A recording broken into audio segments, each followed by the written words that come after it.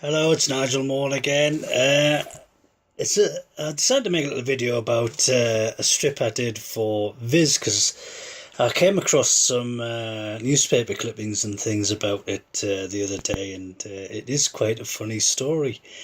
Now, I have spoken at other times and on other videos about comeback feedback from strips I've done.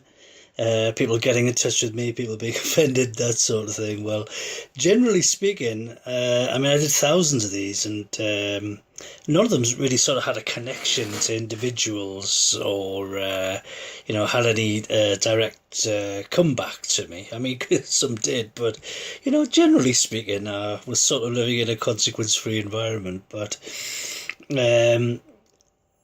this particular strip I did for Viz. Oh, there was one other strip I did for Viz. Came back to me a couple of decades later. I only really drew for them at the butt end of '86. I drew for them fairly consistently over '87, and then about '88 it sort of died out then, and I started drawing for their major competitors, mainly because Chris Donald said I had a thick neck. And I told him I was a black belt at karate. I'm not really sure. Say in Rude Kids if you want to read it. I'm not quite sure what that was supposed to mean. It's certainly nothing he ever said to me personally, and certainly nothing he ever said in his letters. One strip I did appeared in '88 was one called Mrs. Neat and her children Andy and Mandy. I've changed their name to Mrs. Clean and actually used her in other comics because I retained all the copyrights for everything I did, including the stuff I did for Viz. And sometimes sort of recycle the characters. Now, I did that, as I say, '88, and 20 years later, I was talking to someone, a young lad, and when he found out I do for Viz, he said, "Oh, what did you draw on?" Of course, I didn't draw any sort of consistent characters. Every strip I did had a different character and what have you.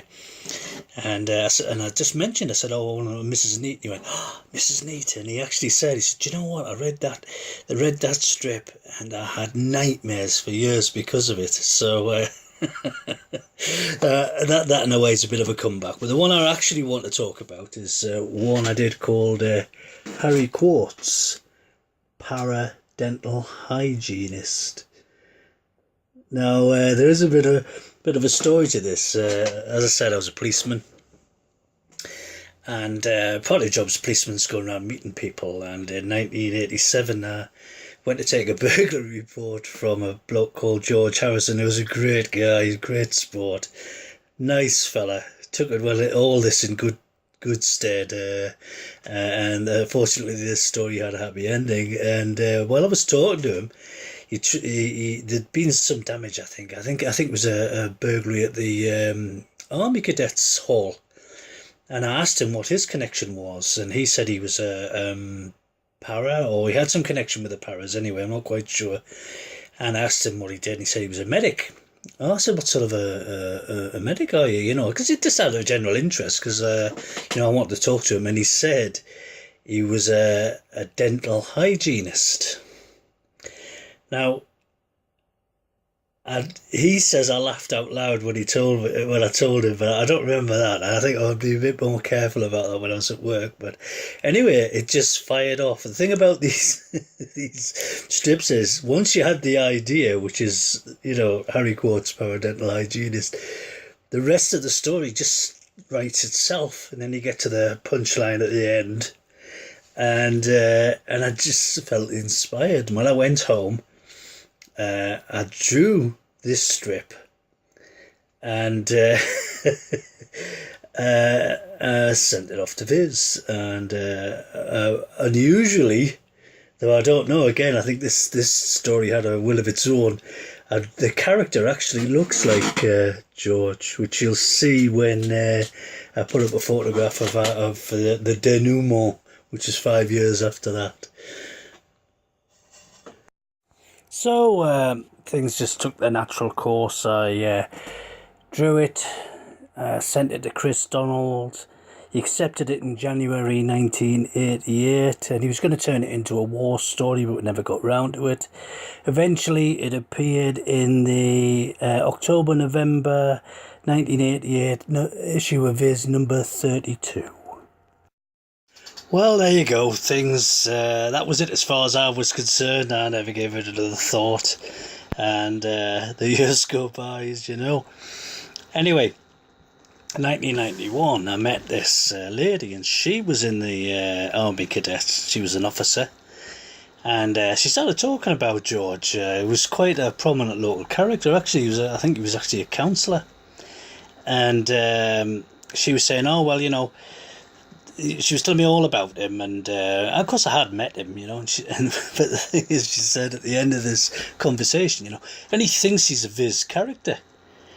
And I went, and then sort of alarm bells started ringing in my head. I says, well, what do you mean? She says, well, he thinks he's a character in Viz. And now I don't know whether she knew I was an artist who had drawn for Viz, because I'd stopped drawing for them for a number of years by then. And I only really became famous for drawing for them after I'd stopped. And I said, well, actually, I said, he is a Viz character, and I told her the whole story, and she was a bit flabbergasted, and so she sort of indicated that poor George had got a bit of flack for claiming to be this character, who in fact he actually was. So I thought, in all fairness, I should really make it right. So at the time I thought, well, the best thing to do, and I very, very rarely part with my artwork, I thought that in all fairness what I should do is give George the original art, and sort of put it in the paper, and that he actually was the inspiration for the character, and just really do right by him, if you like. So I knew a lot of people in the press and everything, so we put it all together, and we arranged to meet. Well, I'm not quite sure why they thought it was newsworthy, but the press were all over it. I think Viz was quite hot then. I think it had very little to do with me. And so through this person that I'd been speaking to, we arranged to ambush George at one of his regular Army Cadet meetings, and true to life, he was a total sport about it. He was absolutely delighted to be confirmed as a Hare Quartz paradental hygienist. It appeared in the Durham Advertiser on the 4th of January 1992.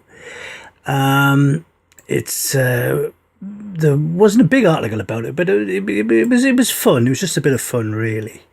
And I presented him with the original script, which artwork, which he still has, I think. And the article said, George's Viz star. George Harrison found himself immortalised in Viz magazine after a chance remark to policeman and cartoonist Nigel Maughan. I don't know whether he was immortalised, but anyway, a local councillor and leader of Catchgate Army Cadets, George, had mentioned that he had served as a dental hygienist and trained parachutist with the Royal Army Dental Corps. Images ran riot in Nigel's mind, and shortly afterwards the heroic exploits of Sergeant Hare Quartz, paradental hygienist, appeared in Viz. Actually, I did a bit of injustice because he was a lieutenant. Friends from throughout the country sent cuttings to George. Well, where's that happening? That's happened before that. Remarking on the similarity, while Nigel simply observed, yes, it's an amazing coincidence, isn't it? Well, of course, I was a bit tongue-in-cheek, but I didn't really want to get sued or into bother for it.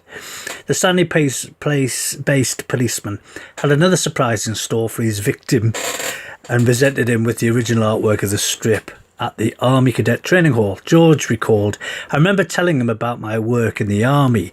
He went into fits of laughter and thought it was hilarious. I don't know whether that's strictly true, mind. I have to give him the benefit of the doubt. He was a great guy and a good sport. I had no idea at that time that anything would come of it.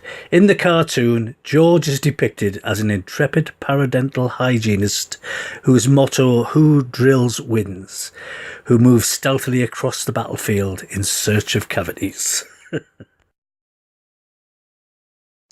So there you are, Bob's your uncle. That's how you become a Viz character. I suppose I was lucky that George was such a sport.